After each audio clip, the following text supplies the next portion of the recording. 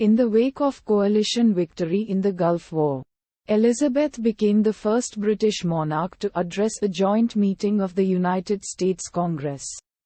In May 1991, on the 24th of November 1992, in a speech to mark the Ruby Jubilee of her accession to the throne, Elizabeth called 1992 her annus horribilis, a Latin phrase meaning horrible year.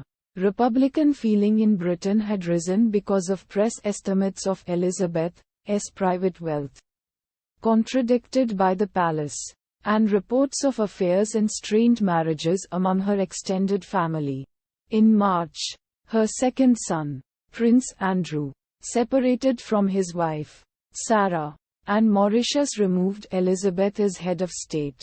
Her daughter, Princess Anne, divorced Captain Mark Phillips in April.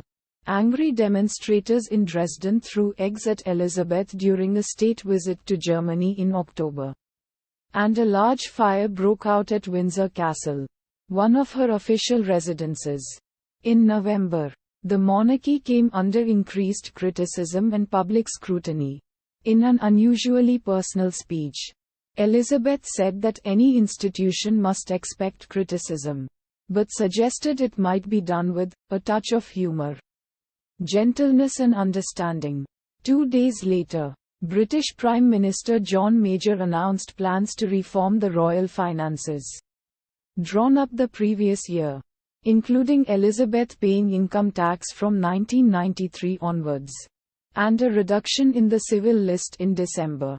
Prince Charles and his wife, Diana, formally separated. At the end of the year, Elizabeth sued the Sun newspaper for breach of copyright when it published the text of her annual Christmas message 2 days before it was broadcast. The newspaper was forced to pay her legal fees and donated £200,000 to charity.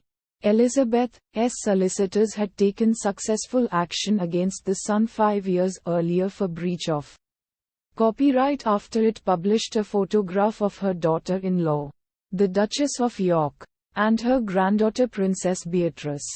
In January 1994, Elizabeth broke the scaphoid bone in her left wrist as the horse she was riding at Sandringham tripped and fell.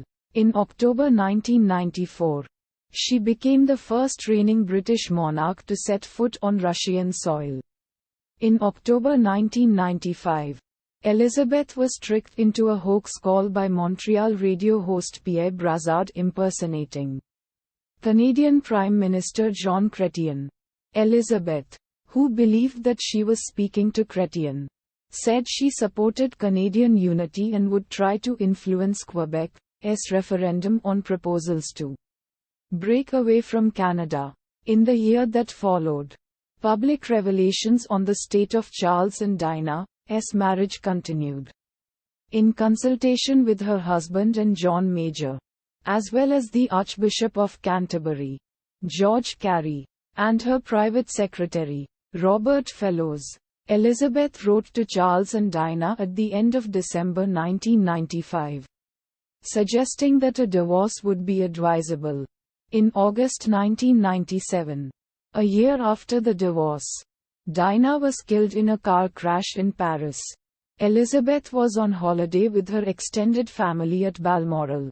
Diana's 2 sons, Princes William and Harry, wanted to attend church, so Elizabeth and Philip took them that morning. Afterwards, for 5 days, the royal couple shielded their grandsons from the intense press interest by keeping them at Balmoral where they could grieve in private. But the royal family's silence and seclusion, and the failure to fly a flag at half-mast over Buckingham Palace, caused public dismay. Pressured by the hostile reaction, Elizabeth agreed to return to London and address the nation in a live television broadcast on 5 September, the day before Diana's funeral. In the broadcast, she expressed admiration for Diana and her feelings, as a grandmother, for the 2 princes.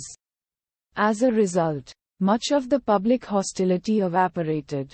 In October 1997, Elizabeth and Philip made a state visit to India, which included a controversial visit to the site of the Jallianwala Bagh massacre to pay her respects. Protesters chanted, "Kill a Queen. Go back." And there were demands for her to apologize for the action of British troops 78 years earlier. At the memorial in the park, she and Philip laid a wreath and stood for a 30-second moment of silence. As a result, much of the fury among the public softened, and the protests were called off.